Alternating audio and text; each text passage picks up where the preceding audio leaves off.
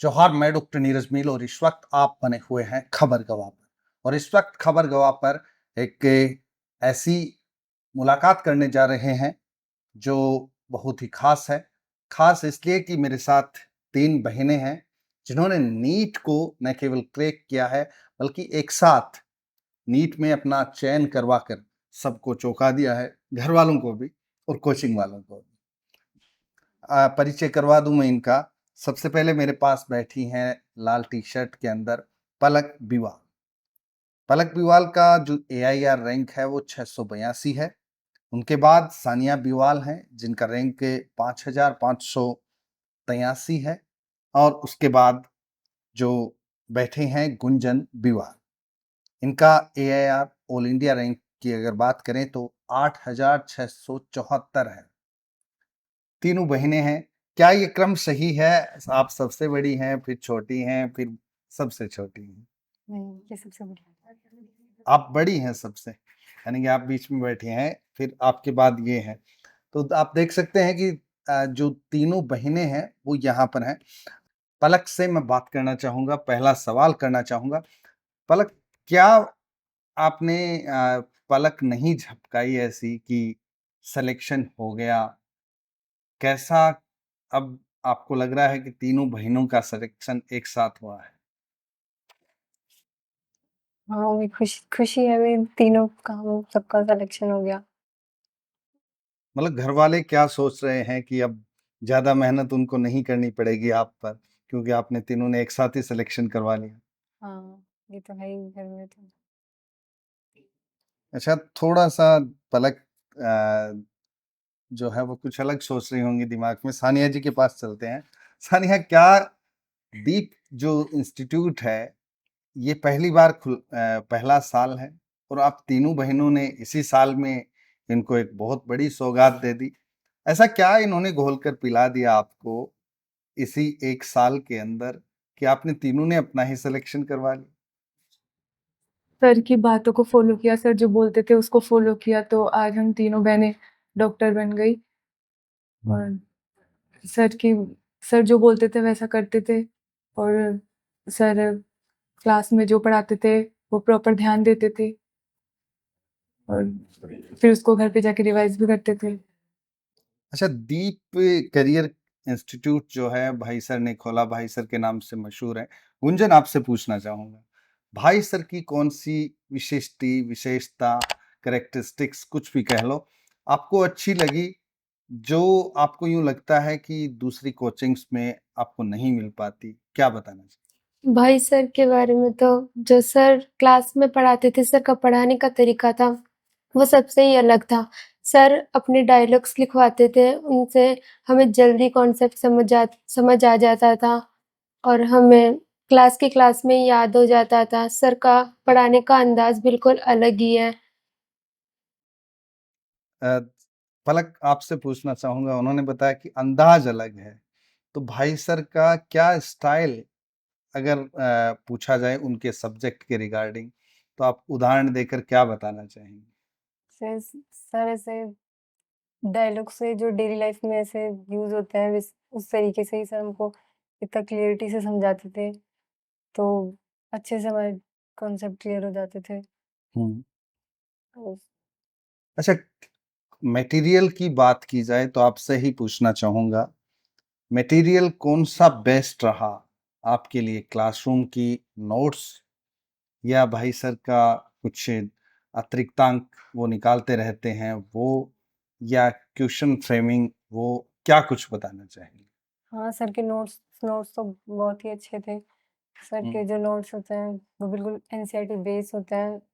मतलब easy way में होते हैं, एनसीईआरटी को बिल्कुल ईज़ी वे में समझा के सर ने अच्छे से नोट्स पढ़वाए, उसे हमने बहुत अच्छे से रिवाइज़ किया। और सर की एक बुक है फाइनल स्टॉक, उसकी जो क्वेश्चन फ्रेमिंग है वो बहुत ही अच्छी है, उससे पूरी एनसीईआरटी रिवाइज़ हो जाती है। सर ने बहुत अच्छे क्वेश्चन डाल रखे हैं उसके अंदर, तो उससे तो बहुत ज़्यादा हेल्प मिली है। बिल्कुल एज़ इट इज़ वैसे क्वेश्चन भी देखने को मिले हैं सर की बुक से अभी। एनसीईआरटी का नाम लिया जा रहा है, आपने 11th-12th की किताबें पढ़ी, कोचिंग्स की नोट्स पढ़े, सानिया आप क्या बताना चाहेंगी? मैंने कोचिंग के नोट्स पढ़े, जो डीप ने कोचिंग के नोट्स लिखवाए थे, जो कोचिंग के नोट्स पढ़े, और साथ में मेरे साथ एनसीईआरटी होती थी। मैंने एनसीईआरटी की लाइन टू लाइन पढ़ी, अच्छी तरह जो डाउट आए वो सर से पूछे भी। पलक से मैं पूछना चाहूँगा, पलक तुम्हारी 612वीं रैंक आई, तो 612वीं रैंक को यहाँ अभी सेलिब्रेट भी किया। अभी इनकी रैंक को भी सिलेक्शन कोई भी हो, सबको सिलेक्शन होता है। बहरहाल आपके जो जूनियर हैं वो आपकी तरफ देखते हैं, अभी खबरगवाह के माध्यम से भी देख रहे हैं। तो क्या कुछ आप बताना चाहेंगे अपने जूनियर्स के लिए, जिसको टिप्स कह सकते हैं, क्या बताना? आप अगर जिस कोचिंग में पढ़ रहे हैं उसका अच्छे से मतलब टीचर्स को फॉलो करें, जो टीचर्स बताते हैं। और अगर आप मैंने तो एसएन सर को फॉलो किया था, जो एसएन सर को तो आप भी कर सकते हैं। एसएन सर बहुत अच्छे से मतलब एक कोचिंग को आप अगर पढ़ रहे हैं उनसे, तो उसको पूरा डेडिकेशन के साथ फॉलो करें। मैंने भी यही किया था, मैंने एसएन सर को फॉलो किया, उन्होंने मुझे प्रॉपर गाइडेंस दिया, जिस वजह से मैं अच्छे मार्क्स आए मेरे। सानिया, स्थापना के प्रथम वर्ष में ही इस तरह से आप तीनों बहनों का चयन होना और स्थापना के इस वर्ष में ही इस तरह की सफलता किसी कोचिंग को मिलती है, तो उसके लिए आप कोचिंग के कौन से एक्शन को आप ये देखते हैं या आपको दिखाई देता है कि कोचिंग ने ऐसा किया इसलिए ऐसा हुआ? क्या बताना चाहें? यहाँ पर क्लासरूम बिल्कुल ऐसे छोटे हैं और है ना, बच्चे बिल्कुल ऐसे कम बच्चे हैं और कम बच्चों में अच्छी पढ़ाई होती है। सर सब पे है ना अच्छी तरह ध्यान देते थे, और जब ज़्यादा बच्चे होते, जब अच्छी तरह नहीं पढ़ पाते, तो सर ने सब पे प्रॉपर ध्यान दिया, एक-एक बच्चे पे ध्यान होता था, और जो सर पढ़ाते थे वो अच्छी तरह समझ में भी आ जाता था। गुंजन, तुमसे पूछना चाहूँगा मैं कि बहुत ज़्यादा टिपिकल था इस वर्ष का नीट का पेपर, और सब लोग कह रहे थे कि बहुत ज़्यादा टिपिकल आया है। तो यहाँ दीप में इस टिपिकली को लेकर क्या टिपिकली जो डिफिकल्ट आपको तैयारियां करवाई गई, क्या कुछ आपको लगा जो ये इसको क्रैक करने में आसानी हुई? हमारे कोचिंग में काफ़ी टेस्ट होते थे। सर एक दिन में 3-3 टेस्ट भी लिया करते थे, और जो हमारे जो क्वेश्चंस आते थे वैसे ही क्वेश्चन नीट के अंदर आए। सर इजी इजी पेपर भी बनाते थे, हार्ड भी। तो हार्ड पेपर भी बनाया सर ने, तो हमें इधर इतनी ज़्यादा डर नहीं लगा एग्ज़ाम में कि हार्ड पेपर आ गया। हमें पहले से रेडी करा गया था। अच्छा, एक पलक से पूछना चाहेंगे सवाल, जो स्टडी मटेरियल आपको मिला दीप कैरियर इंस्टीट्यूट में, इस स्टडी मटेरियल में फिजिक्स में से कितने क्वेश्चंस जो हैं वो यूं लगा कि ये भी क्लासरूम में पढ़ाया था, ये भी क्लासरूम में पढ़ाया था, कितने लगे आपको और आपके कितने सही हुए हैं?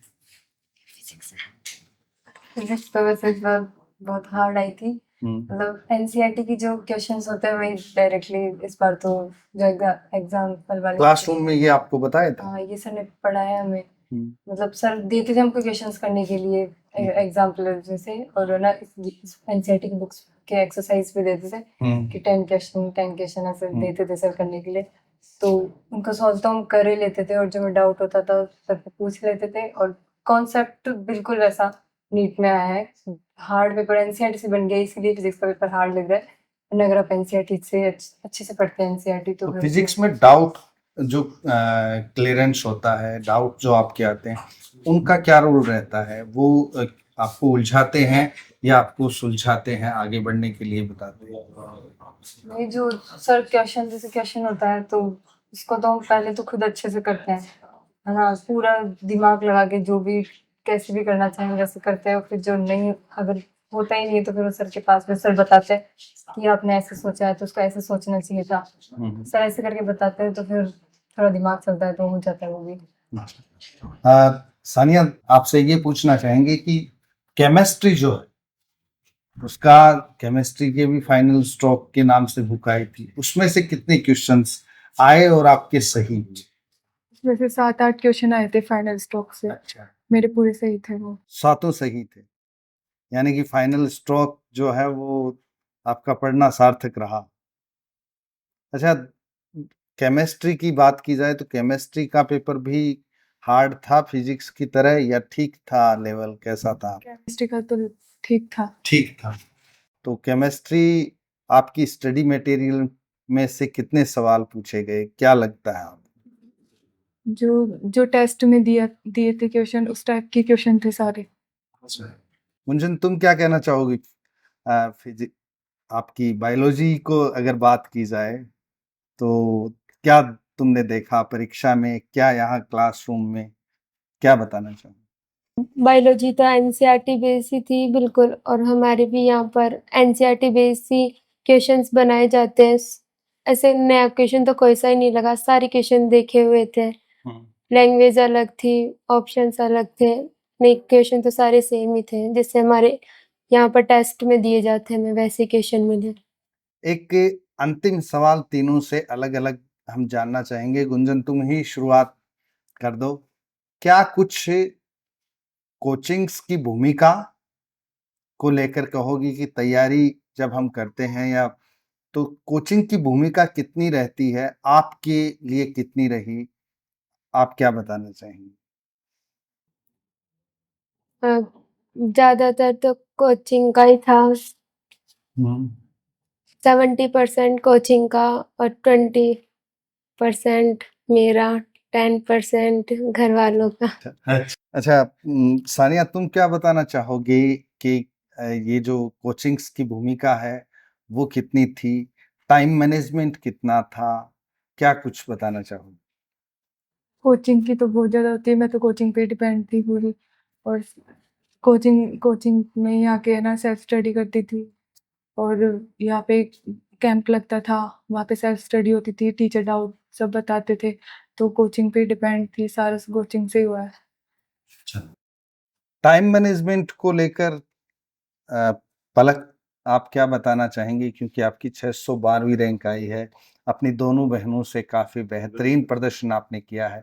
तो आपको क्लासरूम में क्या कुछ टाइम मैनेजमेंट को लेकर बताया? वो टाइम मैनेजमेंट अगर आपने अप्लाई वहाँ किया, तो कितना कुछ क्या हुआ? क्या बताना चाहेंगी?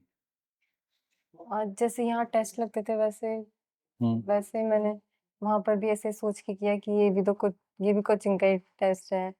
ऐसे में मैं ज़्यादा नर्वस नहीं हुई वहाँ पर, ना तो मैनेजमेंट तो जैसे यहाँ पढ़ाते थे, टेस्ट तो वैसे भी इतने दे लिए थे तो वो तो आदत ही हो गई थी, हुँ, तो हुँ। वहाँ इतना ज़्यादा नर्वस नहीं हुआ, अच्छा। अच्छे से तो पेपर टाइम हुआ। मैनेजमेंट में अगर बात की जाए तो आपका पेपर समय से पहले कंप्लीट हो गया था या कुछ कम पड़ा था समय? क्या कुछ एक्सपीरियंस रहा? लास्ट में थोड़ा-सा अगर थोड़ा और टाइम मिलता तो मैं फिज़िक्स के थोड़े और क्वेश्चन कर सकती थी, 2-3 क्वेश्चन छूट गए थे मेरे। अच्छा, आपको आ रहे थे फिर छूट गए थे। Yes sir.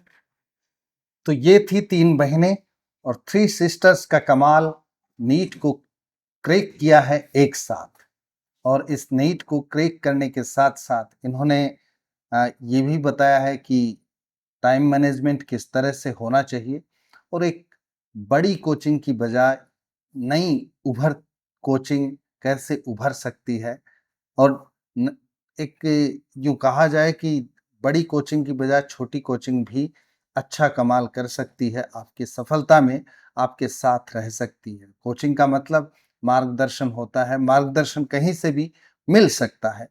बहरहाल कोचिंग की महत्ता को भी हमने जानने का प्रयास किया इस एपिसोड में, और कुल मिलाकर तीनों बहनों ने वास्तव में कमाल किया है। इन तीनों बहनों को एक बार पुनः कांग्रेचुलेशंस, और तीनों की रैंक भले ही अलग-अलग है, लेकिन लास्ट में डिग्री एक ही मिलेगी।